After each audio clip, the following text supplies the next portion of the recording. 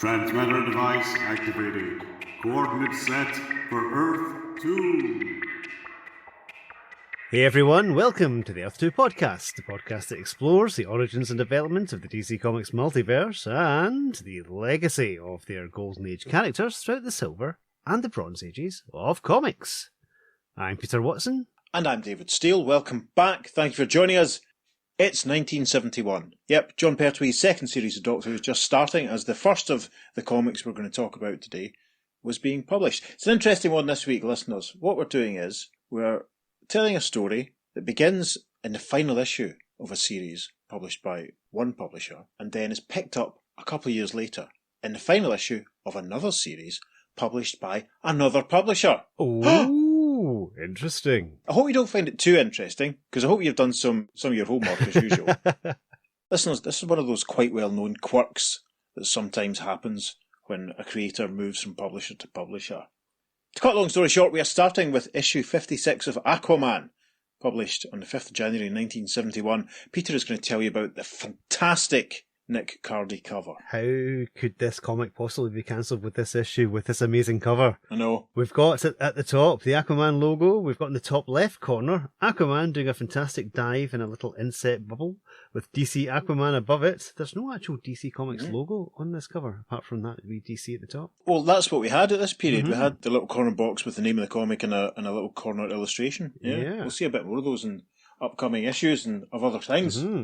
We see a sprawling cityscape below us. I'm guessing it's going to be Detroit. Yes, what makes you think that? There's a big clue. And there's murky water at the side of the city, and coming out of this murky water is a giant creature.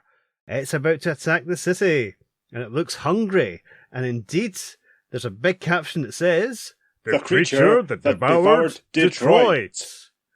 But don't worry, folks, because apparently flying into action to tackle this creature is Aquaman coming in the bottom left-hand corner. And the weird thing is, there's a strange kind of almost realism to the cover, apart from Aquaman, who looks really cartoony. It's more the colouring, really. It's the colouring really makes him look like a fish out of water on his own cover.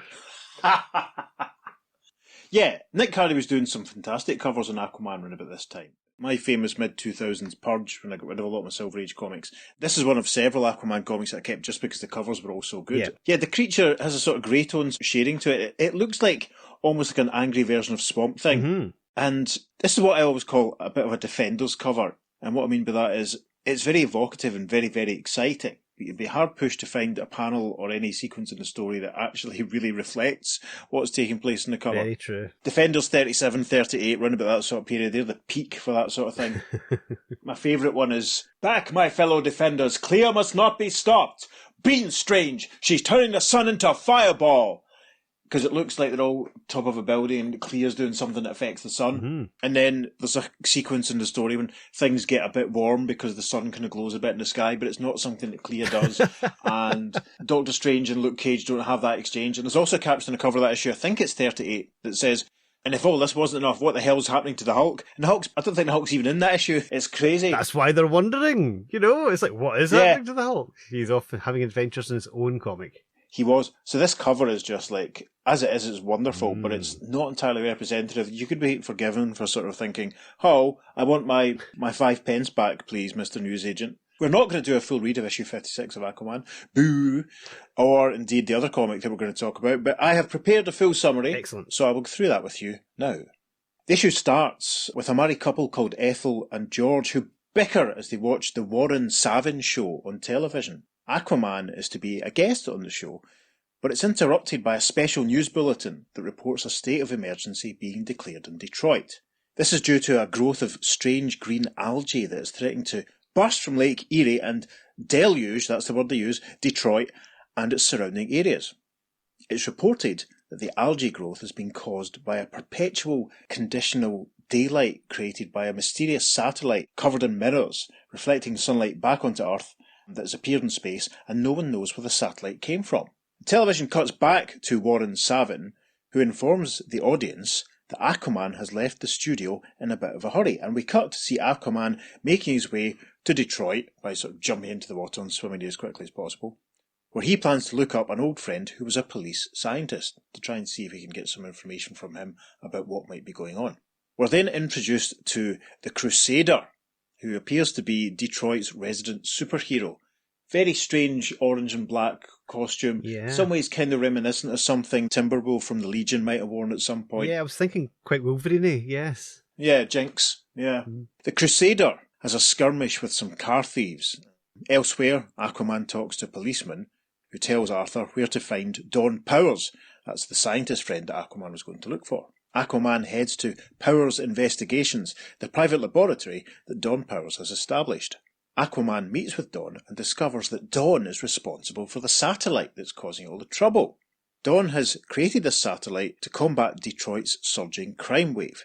Most criminal activity takes place at night, and as a result of the extra daylight that Dawn has created using the satellite, crime is down by a massive 38%. Aquaman is aghast and tells Dawn about the danger that the algae is causing and how the city is close to being evacuated, but Dawn doesn't see it as his problem and emphasises how he's actually helping the police. As far as Dawn's concerned, it's up to someone else to deal with the algae problem. Dawn also mentions the Crusader and his efforts. Aquaman, however, dismisses the Crusader as, open inverted commas, a two-bit superhero who was turned down for Justice League of America membership for being too violent. Aquaman vows to destroy the satellite, but he's set upon by Dawn and his colleagues, who knock him unconscious and then dump him in a park. Dawn Powers, the scientist, is revealed, big surprise, to be the Crusader. Dawn's thoughts tell us that he's actually losing his sight, to the extent that he's worried about going blind. The sight loss is affecting his crime-fighting abilities, make him ineffective at night, which is why he came up with the satellite. Dawn puts on his costume and heads out into action, with the intent of taking down the car thieves once and for all. After he deals with them, he'll be able to retire in a blaze of glory, and then he'll destroy the satellite. Aquaman wakes up on a park bench in time to rescue a little girl from the surging algae. And I suppose that's maybe the closest we get to what happens in the cover, but again, this is a very almost humanoid form that we see on the cover, but it's just a big sludge that seems to be moving around in the actual story. A news report prepares the city to evacuate, so obviously the algae problem is getting worse. Aquaman notices that a crowd has gathered as he makes his way from the park, and he discovers that the Crusader has died as a result of falling from a height after tripping over wires. The Crusader is unmasked and Aquaman recognises Dawn Powers. Aquaman rushes to Powers' laboratory and fights his way to the satellite destruct mechanism.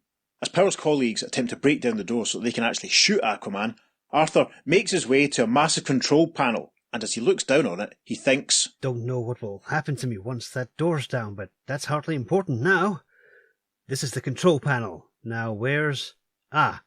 here's the button I was looking for." And we see a massive big red button, which very helpfully has a label above it that says destruct. Aquaman continues to think, "Don't know how the Dawn Powers I just met would have felt, but I do know what the Dawn Powers I used to know would want me to do." In the next panel we see Aquaman's gloved finger pressing the destruct button. And the final panel of the story is captioned, "And at that same instant, far from the surface of the earth, there is a massive explosion as the satellite is destroyed. And a small caption says, The end."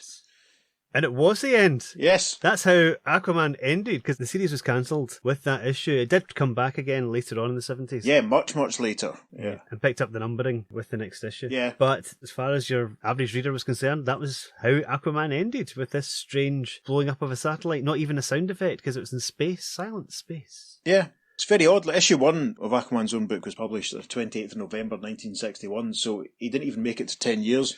Well, but that's not bad, I suppose, really, given nowadays. I mean, how many series has he had? He did pop up actually in Adventure Comics for a little while before he got his own book back. We should mention that. That's true. I think a couple of those issues will fall into our remit, but we won't be doing the Aquaman stories. Yeah. But you're right. As a final issue, it's astonishing because there's a real cliffhanger because we don't know if these scientist guys are going to break down the door and blow him away or anything. Yep, that's just how it ends. Or does it? Yeah, it's very abrupt. What did you think of the Crusader? The Crusader was really interesting. He reminded me of the opposite of Dr. Midnight, in that he has to have everything light so he can fight crime, as opposed to Dr. Midnight, who can fight crime in the dark. So that's quite interesting. So I wonder if anyone's maybe compared them before, DC Multiverse Historian. I wonder if anyone's ever thought about the similarities / opposites to that. Yeah, that's a thought. multiversal story, and if you've got anything about the Crusader on your blog, let us know and we'll share it. That'd be very interesting. I'm sure that I've heard of other characters called the Crusader. Yes, much later on, post-crisis, there's a character called the Crusader in Checkmate. Oh. Yeah, there's also, of course, American Crusader, who was a Golden Age character that Alan Moore used in his America's Best comics range, which is really cool.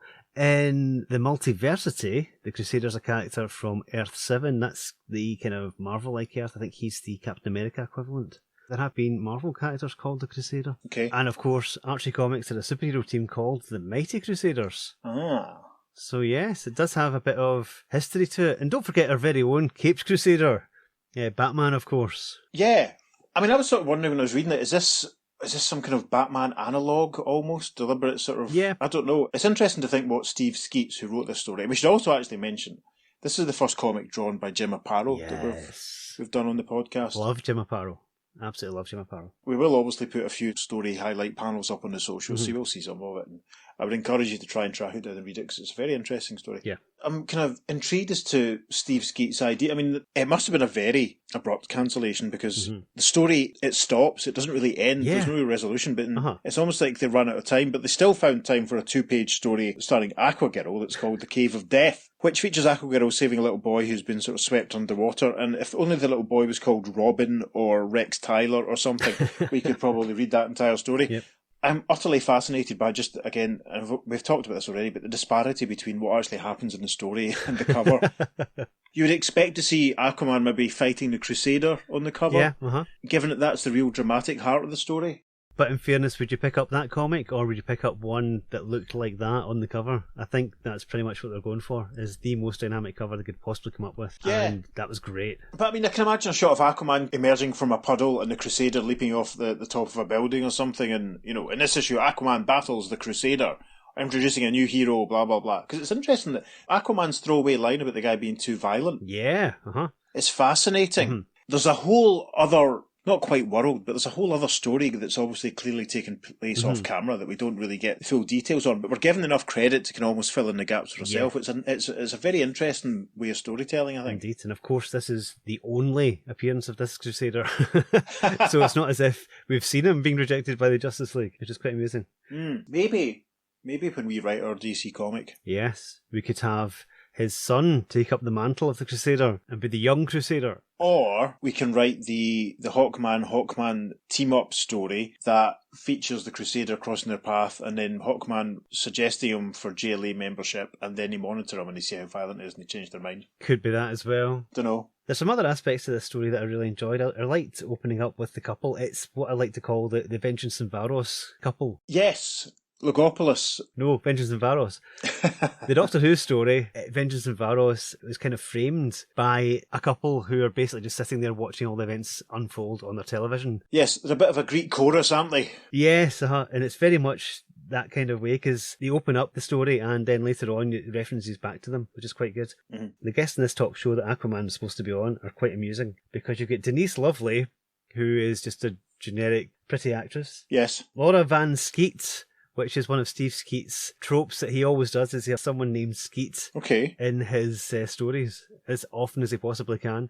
Right. In a Kid Flash backup story in The Flash, Kid Flash encounters an Egyptian pharaoh called Rama Skeet. So I think that's probably the biggest stretch he ever did of that one. Blimey. We also have novelist Neil Dennis. Who could he possibly be referencing there? Mr. Denny O'Neill.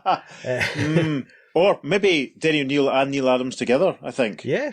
Probably most likely, you know, given that they're working the hard-travelling heroes at this point. Could well be. Aquaman's next on the list. Aquaman, King of the Seven Seas.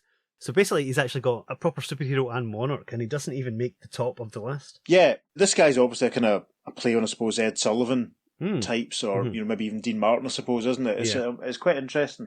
You start the story and you think that this married couple are going to be the centre of it, or maybe they're going to get a visit from the Spectre or something with his Journal of Judgment. But yeah, you do see them briefly watching television again later in the story, when they should be preparing to evacuate. I don't know. It's too interesting in television. Yeah. Another thing I thought was terrific in this was the little sort of chapter headings that we get throughout. Yes, very unusual. Because there's the massive big, the creature that devoured Detroit. opening caption, which is all the hyperbole you could ever wish for. And again, kind of echoes the cover, but it's a little inaccurate. Mm-hmm. But then the Crusader is introduced with a massive Crusader caption. Yeah. And then a page is split with a caption saying the crime fighter. There's another page that's split with the whole truth, and that's where we see that Don Powell's putting on his costume. Yeah. There's another moment for the brief sequence when Aquaman fights the pile of sludge, which looks nothing like what we see in the cover. Aquaman versus the creature. That section. Mm-hmm. And that lasts about a page and a half before we get No Blaze, No Glory, which heads the panel where Aquaman sees that the Crusader's lying dead on the ground. It's very unusual. I mean, I can't honestly say I feel like I've read a lot of Steve Skeates stuff. Yeah. It's quite unusual, the different chapter headings like that throughout. That's not really something that we've seen before. No, it's quite experimental, yeah. And again, something that was really enjoyable, and it does kind of frame Jim Apato's artwork really well. I think it's quite exciting. I really like it. Also, I do kind of like how the Crusader just died by tripping over wires because he couldn't see. Presumably because of his failing vision. Yeah. You know, and that's literally gone. It's quite tragic, and it's the fact that it happens off camera. Mm-hmm. Just like his introduction. Yeah. It's the fact that we don't see him tripping over the wires. Mm-hmm. I love the way just Arthur sort of is like, oh, could today get any worse? What's going on with this crowd? Yeah. I'd better go and have a look. Mm-hmm. Oh, the Crusader's dead. It's tragic, I think is the word for it. And when he is unmasked by the guy in the crowd, he says, never saw that guy before. And then, of course, Aquaman recognises him. But that reminds me of, do you remember the issue of The Flash where Heatwave knocks out the Flash and then unmasks him to see who he is? And it's like, I've no idea who this guy is.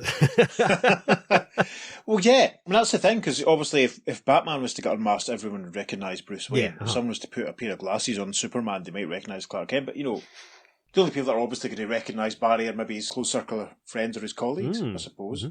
Or any criminals he might encounter. Oh. That's true.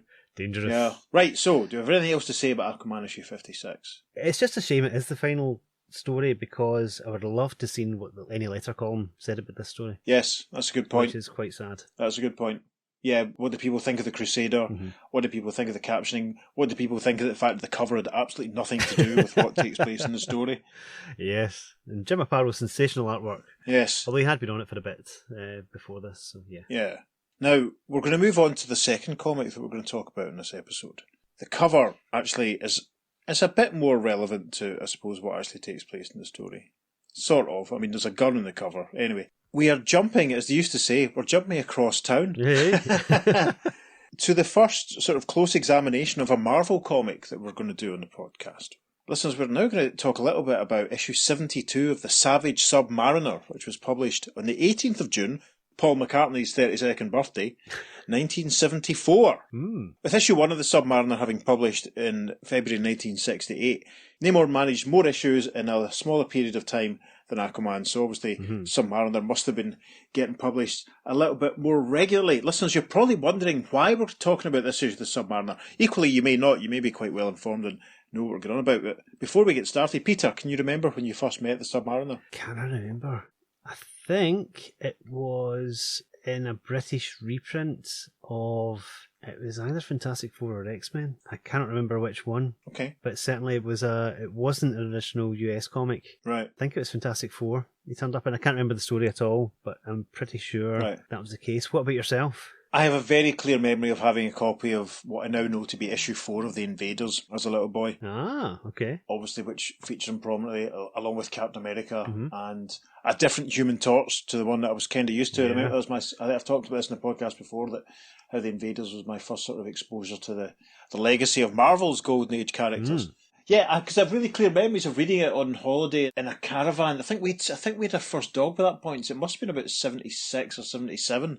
Long time ago. I want to say Southport, but I don't know if that's right. I'd need to check with my mum. If I can find a photograph of that summer holiday, listeners, I might put it on the socials, or I might update my profile picture, or I might not bother.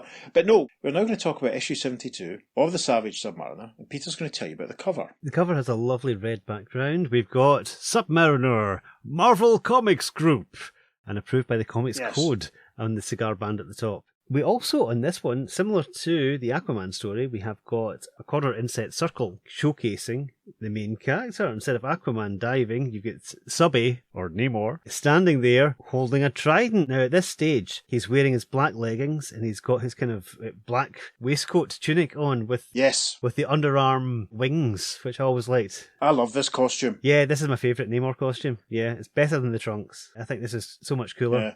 I like this one. It's a shame that he didn't really wear it at the Defenders at any point, but I seem to remember he wears it for quite a few issues of Supervillain Team Up. Yes, that's right. Uh-huh. Other Bronze Age Marvel podcasts are available, obviously, There's plenty listeners. of them. I would send you in the direction of Defenders Dialogue or Werewolf by Night if I was thinking of a couple off the top of my head.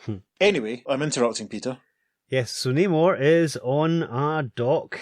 There are some unconscious people in front of him, one of whom has got a hook in his hand, and there's a gun lying on the dock as well. Namor's got a tattered tunic at this stage. He's obviously been in a bit of a scuffle. And behind him, rising out of the water, is a more human-sized version kind of the creature from the Aquaman cover, pretty much. And this creature's wearing a metal headband and also seems to have a metal bracelet around its wrist. And it's reaching out for Namor. And it's saying, "This is it, Namor. Your final defeat beneath the talons of the slime thing." Talons of the Slime Thing. I've got that bumper sticker or something. That sounds like a... It's a Tom Baker six-parter, I think. Or a season 3 episode of Voice to the Bottom of the Sea or something. Is the slime thing related to the man thing? I don't know. We'll find out. Or the thing. Or the thing. Or the swamp thing. Or she thing. Or, Anyway. And Namor is rubbing the back of his head and he's thinking, "I must rise to face my monstrous foe, or 2 worlds are doomed. The surface world and Atlantis!" Exclamation mark. 2 worlds, eh? 2 worlds, because obviously Namor is a man of 2 Yes. worlds. At home in neither. So the first Marvel comic we're covering has the word 2 worlds on the cover. There you go. You couldn't make it up, listeners, could you? We're recording this episode roughly about a month before the release of Wakanda Forever, listeners, so we've yet to have the joy of seeing how well he turns out on the big screen. So maybe by the time this episode has been released, we will have, who can say. So, I'm now going to tell you the story of issue 72 of The Submariner, in case you're wondering why we're having this massive preamble. Story opens, very impressive splash page. This story is written by Steve Skeates and drawn by Dan Adkins and Vinnie Coletta, colourist by L. Lessman, and Roy Thomas is the editor, so this is the first, I think, the first credit for Roy Thomas on the podcast. Yes, apart from the letters that we've done from him right back at the beginning of the podcast, this is the first actual work. Interesting. Yeah, first comic that he's worked on that we've done on the podcast. Obviously, we'll be hearing a lot more from Roy in the future. Fascinating. And a lot of that will feature me moaning. Anyway. Hold on. So the first Roy Thomas related story we're doing is a Marvel story. Yes. That's fantastic. Good, isn't it? That is amazing. It's not what I expected things to play out, but anyway. So, story begins as Namor swims through the sea and contemplates all the discarded rubbish that is littering the ocean. There's a training shoe, a handbag it looks like, and a car tyre. He considers the oil-polluted water, and after emerging from the sea under a full moon, take a drink, he's also appalled by the pollution in the air, in the atmosphere. Out in space, we meet a globulous alien life form. Looks like a pulsing green glob that drifts through the solar system before alighting on and entering an orbiting artificial satellite. And we now give you the caption for page 3, panel 5. "Meanwhile, back on Earth." And we see a large red button which is labelled Destruct. And this button is being pressed by a bluey-green gloved hand. And the bearer of this gloved hand is thinking, This is the control panel. Now, here's the button I was looking for. And we cut to outer space, and there's a massive, soundless explosion as the artificial satellite is destroyed. Gosh. Debris from the satellite falls into the ocean on Earth, and the alien organism that just climbed inside the satellite has survived the explosion, and it falls into the water on a piece of wreckage. The alien observes the fish swimming around in the ocean, and over a period of 2 years, it builds itself a very humanoid-looking body from satellite wreckage and slime it finds on the ocean floor. It heads towards land. Namor is sat brooding by the docks, and he is observed by 2 very muscular and well-dressed young men. One of them named Bruce. And Bruce wears a very tight-fitting red shirt which is open almost to the waist, showing his massive pecs. His friend, whose name we don't get, wears a black and orange striped shirt that looks like the sort of thing Bruce Wayne would wear if he was investigating rumours of death of a famous musician. Yes. Bruce doesn't like Namor being there. His friend tries to calm him down, saying that Namor ain't stealing no one's business. Bruce tells Namor to scram before attacking him with a flying kick in a massive, very interesting, very, very well rendered full-page panel, which bizarrely is captioned with a quote from Adolf Hitler, which was not something I expected when we started doing the prep.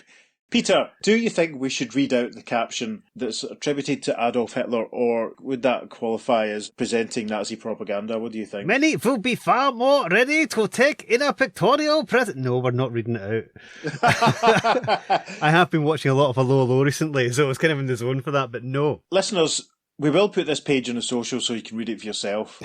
There you go. Is this Adolf Hitler's first appearance in the podcast? I don't think so. I can't remember. I don't think so. We've done at least one World War II story so far. He's certainly been mentioned. I don't know whether he's appeared, but that's fine. Yeah. Anyway, while Bruce is kicking Namor in the face, the alien creature emerges from the sea, and it frightens Bruce just as Namor starts fighting back.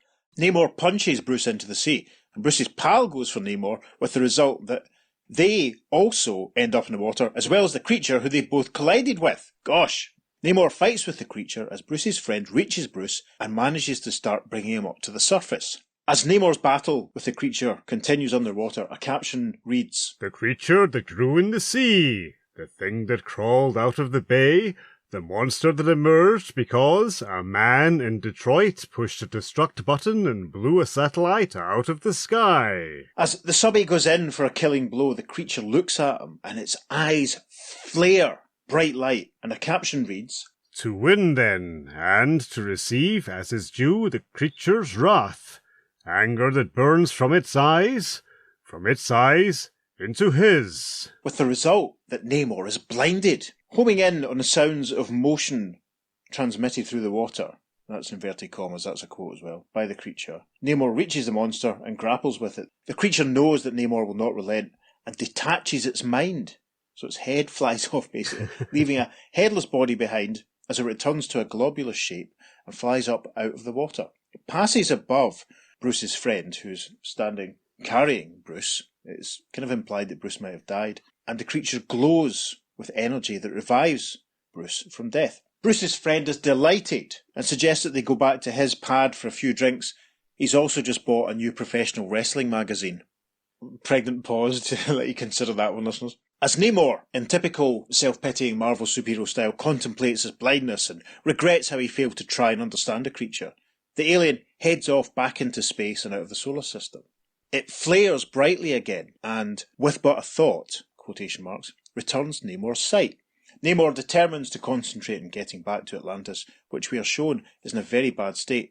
The issue ends with Namor swimming off and ruminating on what he has learned, and a caption observes, "Yet there is none so blind as they that won't see, and perhaps through the battle past this homeward bound Atlantean has gained in vision."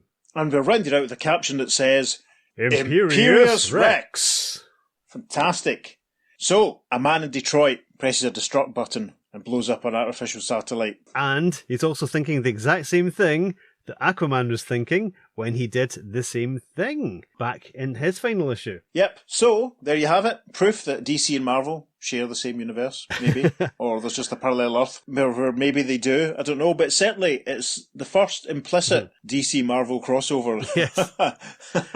Given that they're both written by Steve Skeates, and given that this is also the final issue of Submariner, I believe, at this time. Yes, it was. I think it's pretty much a given. Also, the time frame works as well, because although this story is a couple of years later, it took a couple of years for that creature to grow under the sea after the destruction of the satellite. So yes, the time frame does work. Yes, it just about works. And if we're being uberly pedantic, there's about 3.5 years between the publication of the two stories. Yeah. But the creature says 2 years. But no, of course it does. It's fascinating. You know, it's not a direct sequel. It's not like the creature is made of the algae that came from Detroit or anything like that. It's a fascinating idea because I wonder how many people who read this issue of the Submariner at the time got the reference point. You know what I mean? Because presumably Aquaman must have been cancelled because of bad sales or whatever. So there might not have been as many folk that read it. And of course, even fewer people, if this was the final issue of Namor's book, probably would have been reading this one. True. I think it's absolutely hilarious. And I can't think of anything quite like it in all my years of comics, apart from obviously the old Rutland Halloween parade, but we're going to get to that eventually, don't you worry? Yes, we certainly shall do. I've got a possible hypothesis for this. Okay, go for it. And that is the destruction of the satellite somehow caused a vibrational barrier thing to happen. And it went from Earth 1 to, the first time we're going to say it, I think, Earth 616. What is the designation of the Marvel Universe? Yes, it's possible. I did have similar thoughts because didn't one of the Supergirl stories that we did a few months ago have something similar? Like, was there an exploding satellite, or am I misremembering completely? Yes, that's right. There was an exploding satellite in that as well. It is previous for this sort of thing, you know. Yeah. If you squint. Also, the green glob that's flying about here is a huge stretch. Okay. Could be a callback to the green glob that we've mentioned briefly before in the podcast, which was kind of like a sentient cosmic wrong writer, as it were. Yes. Was that House of Secrets, I think, or House of Mystery, wasn't it? One of those. I can't remember, but we have mentioned it before. I'm sure it was. I think it's in the Supergirl episode when it's going through some of the other Two Worlds stories. Right. And there's a Green Glob one, but Green Glob also featured in the Angel and the Ape miniseries from the 90s. Of course, which we touched on very briefly in the bonus features for our Inferior 5 episode. Yes. That's right. So yeah, it's a huge stretch. Could possibly be that Green Glob. Who knows? Who knows? You know, it might as well be, let's be honest. The thing I thought was fascinating, I first read this story, listeners, in the 80s, because this story was reprinted in, and I'm holding it up for the benefit of our YouTube viewers. No, we don't, you know, that's a joke. Holding it up for Peter's benefit, I've shown him it already. When I was a neophyte Marvelite in the mid-80s and spending my friendless free time on Saturday afternoons going round all the second-hand bookshops in Paisley, for there were a couple, I acquired at one point a copy of the Titans Annual 1977, the Titans being one of the many weekly comics that Marvel published in our country between the 70s and 80s and into the 90s. Nothing to do with the Teen Titans, obviously, of course. No, nothing at all. And I'm fairly sure that I certainly retweeted it from my own account. It was something that either John Freeman or Lou Stringer posted a link to. It was a brilliant article that someone had done recently covering all the weekly sort of Marvel UK titles. And if I can find that tweet, I'll retweet it at the podcast account. Listeners, if you're remotely interested, It's very good reading. The Titans was basically a weekly Marvel title, and it was unusual, and it was sort of printed sideways, wasn't it? Yeah, landscape. Yeah, in as much as you got 2 pages worth of story on one page because of the way it was printed. Very odd. But anyway, the Titans got a hardcover annual, at least for 1977, and it reprints the Namor story we've just talked about, but it also reprints a Captain America story from the middle of the whole Secret Empire story. I can't remember the issue off the top of my head, but it's the middle of that whole story with, you know, introducing Nomad and the X-Men pop up. Now also, because on the cover, and I will put this annual on the socials, listeners, so you can have a look at it, the cover features Captain America running towards the camera and Namor flying towards the camera, and also the Angel, Marvel Girl, Cyclops and the Beast of the X-Men wearing their original blue and yellow uniforms, because this hardback annual reprints the issue of the X-Men where they fight Frankenstein's monster. Oh, my goodness. Which I was delighted to find because I'd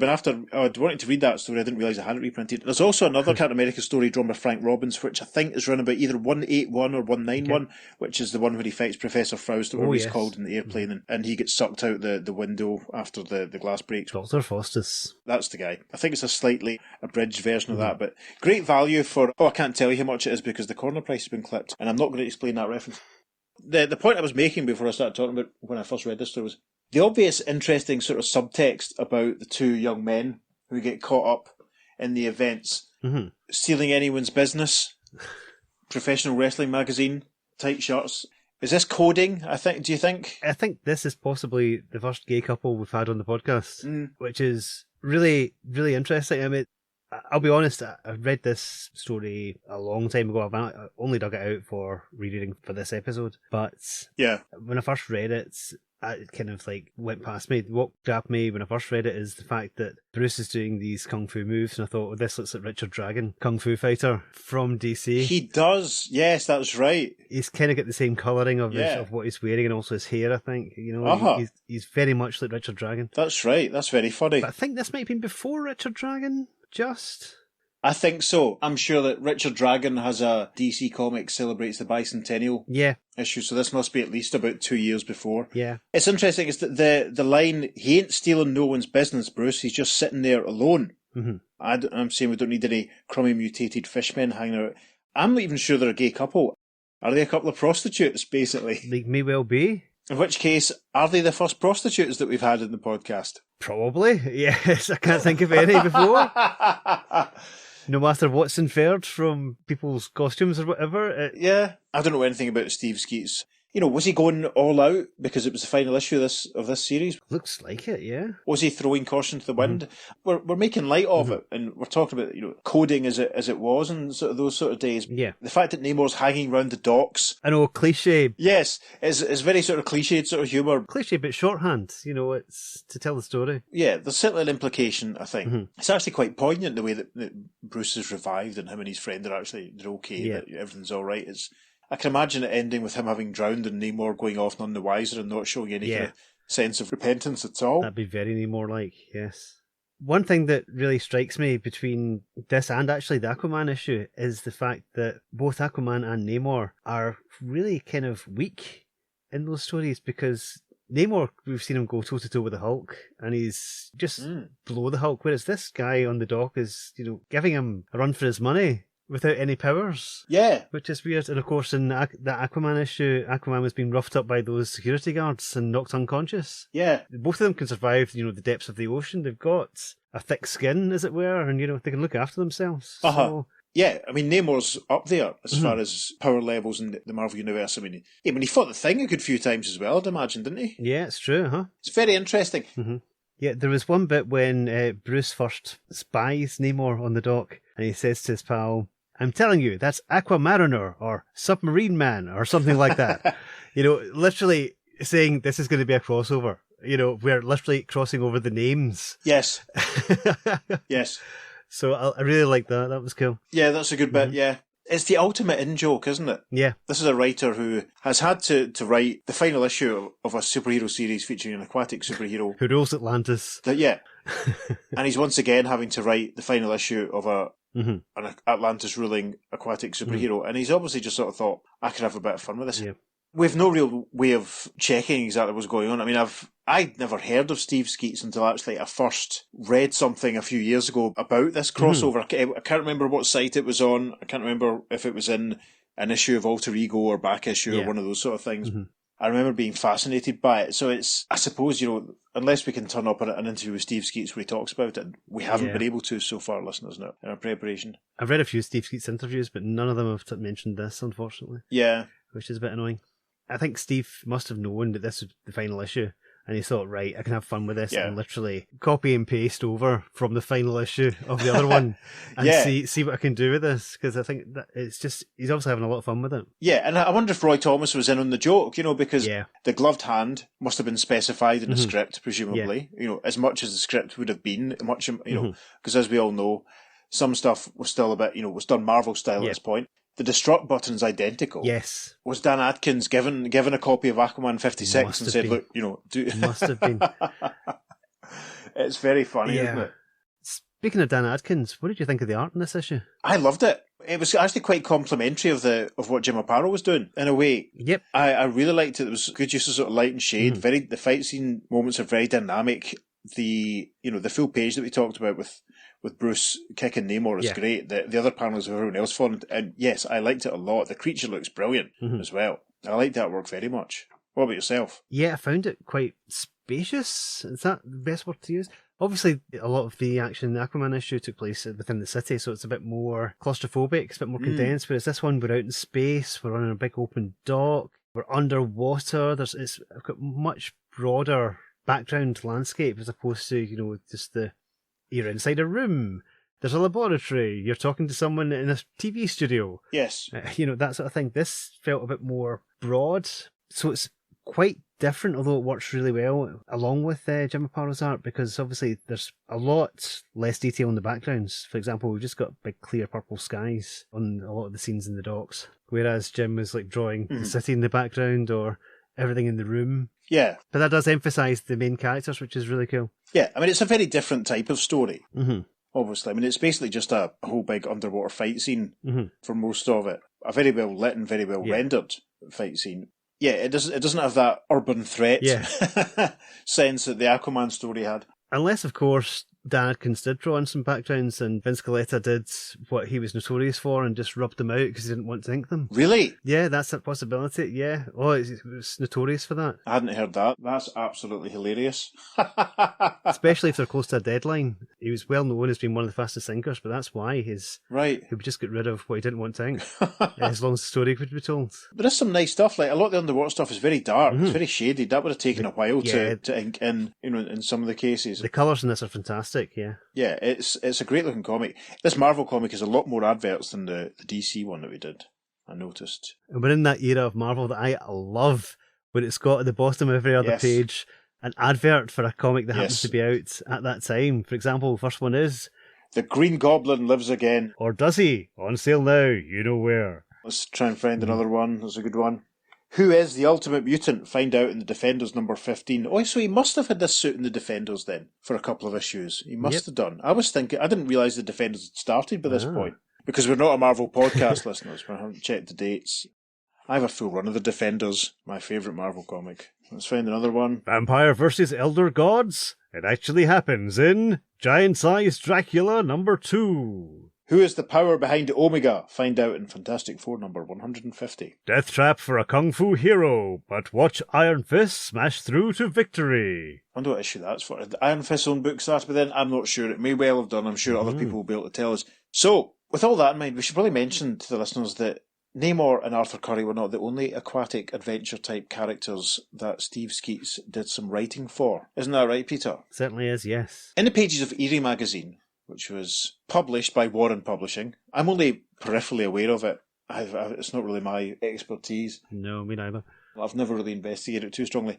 There was another aquatic adventurer called Targo, spelled Targo. And in our researches, Peter found an article on Comic Book Resources, which mentioned that Steve Skeates had written Targo in this magazine. And apparently there was one issue which used Steve's original script that was intended for issue 57 of Aquaman.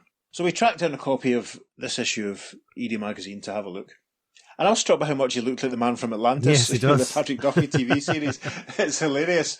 And it's an interesting story. The CBR article seemed to think that it concluded things that happened in issue 56 of Aquaman and that it did a much better job of resolving everything that went on in the series. But it doesn't really. The one script that they talk about deals with Targo having to deal with a slightly older-weight middle-aged man who has basically stolen the ring that is the source of Targo's powers. And Targo has to go back to speak to his father to borrow another ring, and then this guy that's stolen the ring ends up getting smashed and crushed to death when the whale that he's on slams itself into a boat. I can't really imagine the Aquaman story playing out quite like that, to be honest. So we're slightly refuting the assertion of CBR that this story was, it may well have been one that Steve Skeates had prepared for Aquaman and he tweaked so that the ring aspect was brought into the story, but it didn't really flow as a direct continuation, does it? No, it's definitely not a continuation, no. That's a huge stretch. However, the artwork in it is really nice. Yes, black and white, very moody, very, very detailed, very nice. Depending how much I've got in the way of bonus material for this episode, I might stick up the cover of issue 38 of Eerie and a couple of pages or panels. But, we'll see how we go. Absolutely, yes. Now, as we said, unfortunately, there's no letter column chats because both of these titles were cancelled with these issues. Gosh. However, that doesn't stop you from writing to us to let us know what you think about this in our first little step into Earth 616. Yes, our first DC Marvel crossover. Yes, perhaps the first DC Marvel crossover. We're not going to completely sort of stick our neck out and say that it is, because there might be some other things that we're not aware of. Peter did make mention of a Jack Kirby story when we did our Jimmy Olsen Jack Kirby episode a few weeks ago that involved the character of Thor. But we're going to talk a bit more about that story a little bit further in the future. Well, quite a bit further in the future. because there's an issue of Thor that we're going to do, listeners, would you believe? Oh, yeah. Anyway. Indeed. So if you want to write to us and tell us anything else you think that we should cover in that pesky Marvel universe, then you can email us at theearth2podcast@gmail.com. Make sure you check out our social media, because we'll be putting up some lovely bonus material for this. Let's face it, we can post anything from Marvel. Pretty much now that we've opened that door. Yes, I've got a few things prepared. I will give my special thanks to my Twitter pal, Matthew Purchase, for his assistance with one aspect of one part of the bonus features that are going up for this episode. It was much appreciated, the little assistance that you gave. So cheers for that. I also quite want to mention we got some really good feedback on that Jimmy Olsen episode that we did recently. The nice conversation with Martin Gray. Neither of us knew who Don Rickles was when we were much younger, but then I had the epiphany and remembered that he was in Kelly's Heroes, so I had at least a tiny bit of reference. And we had some nice general sort of feedback from folk who enjoyed that episode. And I'd like to give a shout out to Tony Esmond of the Awesome Comics podcast and the Never Iron Anything podcast. He's recently got in touch with us telling us how much he enjoyed our Jack Kirby special. So there we are. Thanks, Stones. Yeah, thank you, Tony. It's much appreciated. Thank you very much. We're always just glad to know that people are listening. Mm-hmm. Peter, where can people go to find the extensive bonus material that we put on our socials? I'm so glad you asked, David. On Facebook and Instagram, we're at the Earth2 Podcast, and on Twitter, we're at podcast_Earth2. And of course, you can go to our website where you can find links to all that, and indeed all of our previous episodes, and that's theearth2podcasts.com. And as I always say at this point, if you feel inclined, you could go to wherever it is you receive your podcast and give us a nice positive review. That'd be much appreciated. If not, it's all right, doesn't matter. So, a bit of a red letter day, our first Marvel comic, our first DC Marvel crossover. Yay! There will be a few more Marvel comics and a few more DC Marvel crossovers to come. Yes. That's all in the future, isn't it? It certainly is. And on that note, I've been Peter. I've been David. Thanks for listening. We'll see you again very soon on The Earth-2 Podcast. Imperious Rex. Transmatter Cube activated. Return coordinates set for Earth Prime. I'd quite like to do Namor so I can do Marvel Angst acting. Do we read out the caption from Alfred Hitler? Alfred Hitler? Freudian slip. Let me try that again.